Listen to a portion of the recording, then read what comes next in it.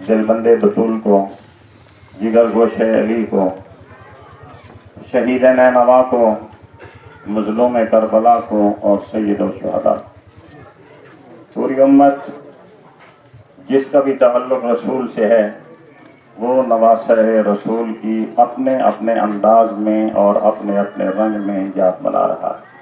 माशाअल्लाह माशाअल्लाह। आप देख रहे हैं, आज आप देखें जितने भी सोर्सेज हैं, जितने ज़राए हैं, इलेक्ट्रॉनिक मीडिया है तो सोशल मीडिया भरा हुआ है, और इसके अलावा जो हमारे रेडियो टीवीज़ हैं, चैनल्स हैं, आप देख रहे हैं कि कोई भी चैनल ऐसा नहीं है कि जहां पर हुसैन हुसैन की सदा नहीं आ रही। माशाअल्लाह माशाअल्लाह। हम अप्रिशिएट करते हैं, हम खराज तहसीन पेश करते हैं अपने अपने अंदाज में। और ये आज नहीं है बल्कि अरसे कदीम से शियत मना ही रहे हैं इस गम को, इस याद को।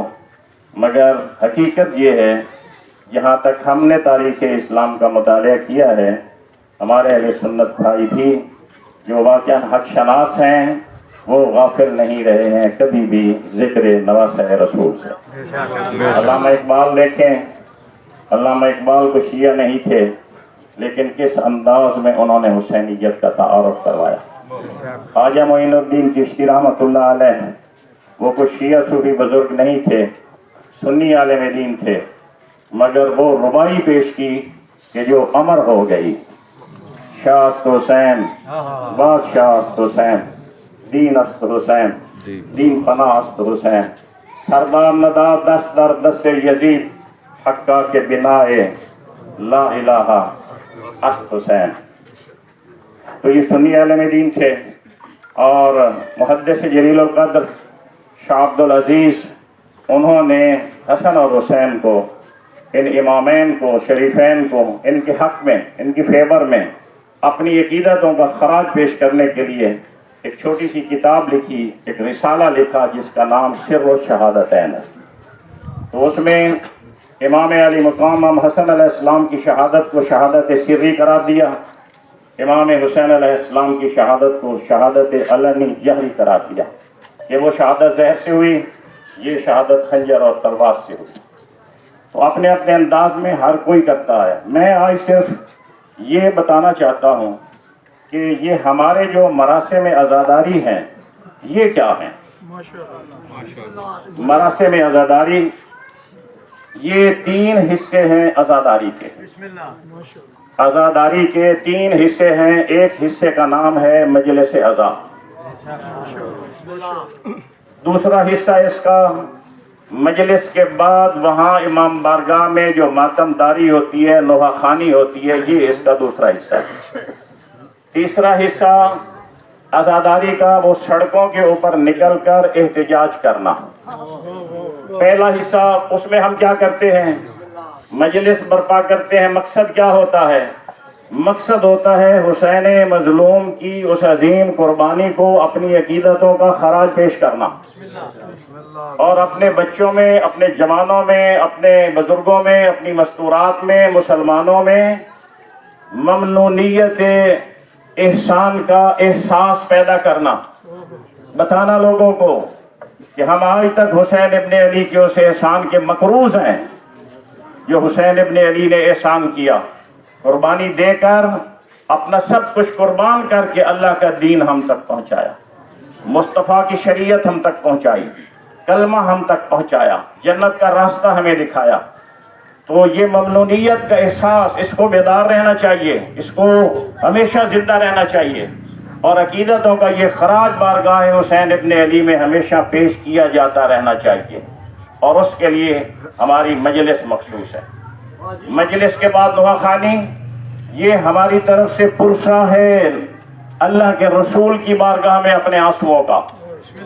ये हमारी तरफ से पुरसा है हुसैन की मजलूमा माँ का, उसको हम पुरसा देते हैं जनाब सैयदा की बारगाह में, अपने आंसू निछावर करते हैं, दुआ खानी करते हैं, आज़ादारी करते हैं। ये दूसरा हिस्सा आज़ादारी का इससे मरबूत है। और जहाँ तक ताल्लुक़ है इस जुलूस का, इस मातमी जुलूस का जो आप आज तशरीफ लाए, बाहर आए, ये क्या है? یہ جلوس سن لو، ایک دفعہ نہیں 1000 دفعہ کہہ رہا ہوں کہ کسی بھی مسلمان کسی بھی مسلک مذہب کے خلاف نہیں ہے۔ یہ کس کے خلاف ہے؟ یہ جلوس اصل میں توہین رسالت کے خلاف احتجاج ہے شیعیان حیدر کرار کا۔ خاکے چھپے فرانس میں سارے 150 ملک باہر نکل آیا، خاکے چھپے 150 ملک باہر نکلا کہ توہین رسول ہوئی ہے، واقعا توہین رسالت کی خاکے چھاپ کر ظالموں نے ان کے خلاف احتجاج ہونا چاہیے تھا۔ جو ہوا بہت اچھا ہوا، ہم بھی اس میں شامل تھے۔ وہ اس میں کچھ تھوڑی سی وہ چیزیں ہو گئیں ہمارے بعض مسلمان بھائیوں کی طرف سے، اگر وہ نہ ہوتی تو بہتر تھا۔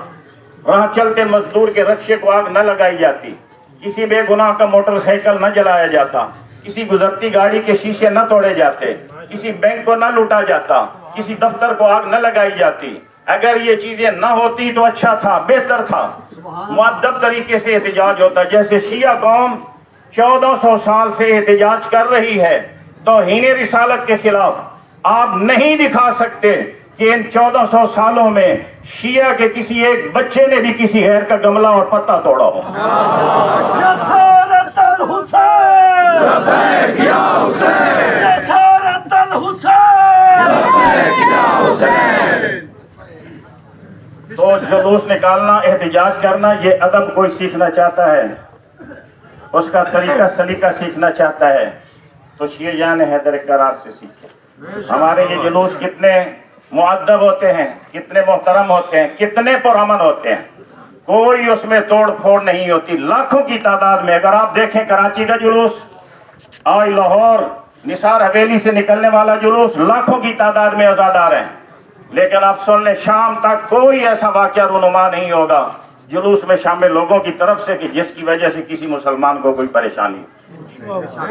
تو میں یہ عرض کرنا چاہ رہا ہوں کہ خاکے نکلے، ساری امت نے احتجاج کیا، بنتا تھا نا احتجاج۔ صرف سوال یہ ہے، اور مسلمانوں سے، اپنے بھائیوں سے، اپنے پیاروں سے یہ درخواست ہے کہ تھوڑا سا انصاف کر کے فیصلہ کریں اور بتائیں کہ رسول اللہ کے خاکے چھاپنا یہ توہین رسالت زیادہ ہے یا رسول کے نواسے کو بے دردی کے ساتھ میدان کربلا میں شہید کرنا یہ زیادہ توہین رسالت ہے؟ کون سی بڑی توہین؟ رسول اللہ کی توہین کہاں زیادہ ہوئی؟ خاکے چھپنے میں توہین رسالت زیادہ ہے یا رسول اللہ کی وہ بیٹیاں، وہ نواسیاں جو اپنے بھائیوں، بیٹوں، بھائیوں کی شہادت کے بعد اپنے اپنے خیموں میں سہمی بیٹھی تھی، سہمی بیٹھی تھی، وہ تو کسی کو کچھ نہیں کہہ رہی تھی۔ علی و بطول کی بیٹیاں، رسول کی نواسیاں، مسلمانوں تمہارے رسول کی نواسیاں ہیں، ہم اپنی ناموس کی توہین دوبارہ نہیں کرتے۔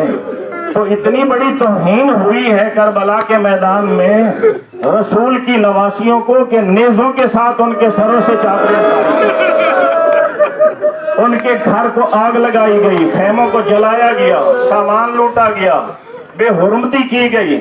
اس سے بڑی توہین رسول اللہ کی اور کہاں ہوگی؟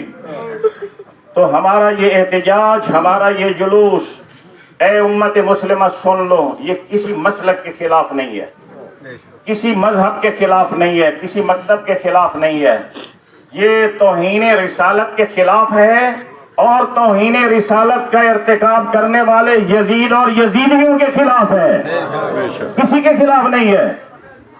ہم بھائی ہیں، ہمیں بھائی بھائی بن کے رہنا چاہیے۔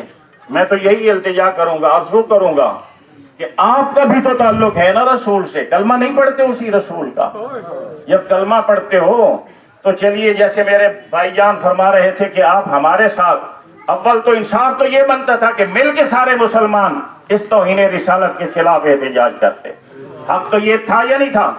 اتنی بڑی توہین رسالت کی یزید نے، ناموس رسالت کی، تو سب مسلمانوں کو چاہیے تھا کہ وہ مل کر احتجاج کرتے، مگر اگر نہیں آ سکتے، ہمارے ساتھ نہیں آ سکتے تو بے شک نہ آئے، جیسے میرے بھائی جان فرما رہے تھے، لیکن کم از کم اتنا تو فیصلہ ہونا چاہیے کہ آپ حسین کے خیمے میں بیٹھے ہوئے ہیں یا یزید کے خیمے میں بیٹھے ہوئے ہیں؟ اتنا فیصلہ تو بندے کو نہیں کرنا چاہیے کہ ہمارا تعلق، ہمارا پیار، ہماری محبتیں، ہماری جانوں کی فداکاری کس کے لیے؟ حسین ابن علی کے لیے، جنہوں نے حق کے لیے جان پیش کی۔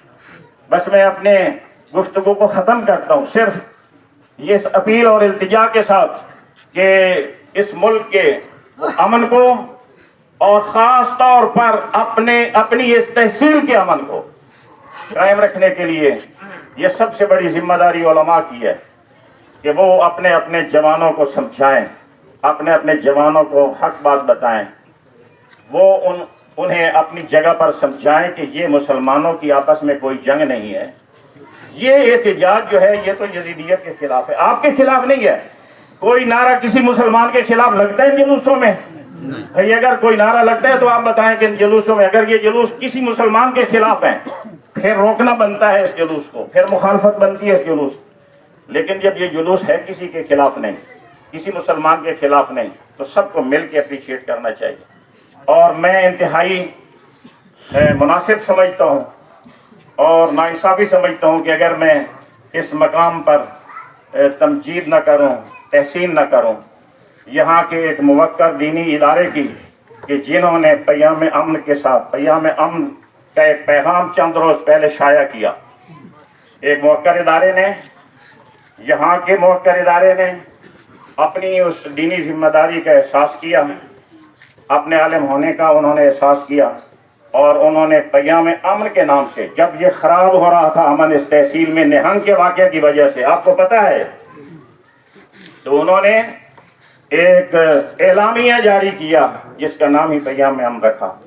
ہم اس کی تحسین کرتے ہیں، اس کی تمجید کرتے ہیں، اس کی تعریف کرتے ہیں، اس کو اچھا اقدام قرار دیتے ہیں اور دعا کرتے ہیں کہ اللہ تعالیٰ مظلوم کربلا کا غم ہم سب مسلمانوں کو مل کر منانے کی توفیق دے، اور سارے مسلمانوں کو، پوری امت کے دلوں کو اس طرح جوڑ دے ایک دوسرے کے ساتھ جس طرح جب رسول اسلام تشریف لائے تھے اور صحابہ کرام کے دل ایک دوسرے کے ساتھ جڑے ہوئے نہیں تھے، اس سے پہلے اسلام سے پہلے دشمن تھے، تو خالق کائنات نے موعد بھیجی کہ ذرا اس احسان کو تو یاد کرو، فاذکروا نعمت اللہ اذ کنتم اعداء، اللہ کی اس نعمت کو یاد کرو، احسان کو یاد کرو جب اسلام سے پہلے تم ایک دوسرے کے دشمن تھے، تم ایک دوسرے کے خون کے پیاسے تھے، فألف بین قلوبکم، تو اللہ نے تمہارے دلوں کو جوڑ دیا، فاصبحتم بنعمتہ اخوانا، اور تم اللہ کے فضل و کرم سے آپس میں بھائی بھائی بن گئے۔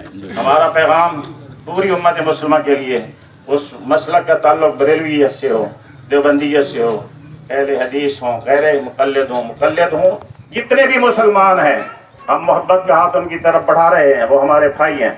اللہ نے ہمیں اس کلمے کی وجہ سے، رسالت کی وجہ سے، ختم نبوت کے ایمان کی وجہ سے، قرآن لا ریب کتاب اس پہ ایمان کی وجہ سے، آسمانی کتابوں فرشتوں کے اوپر ایمان کی وجہ سے، قیامت کے اوپر ایمان کی وجہ سے، نماز، روزہ، حج، زکوٰۃ ارکان اسلام ہیں، ان چیزوں کے اوپر ایمان کی وجہ سے سب کو بھائی بھائی بنایا ہے۔ تو یہ اگر چھوٹا موٹا کوئی مسئلہ آتا بھی ہے تو سب کو چاہیے اس کو نظر انداز کریں۔ یہی ہماری دعا ہے کہ اللہ تعالیٰ ہم سب کو یاد حسین منانے کی توفیق عطا فرمائے اور سب مسلمانوں کے دلوں کو ایک دوسرے کے ساتھ جوڑ دے۔ وآخر دعوانا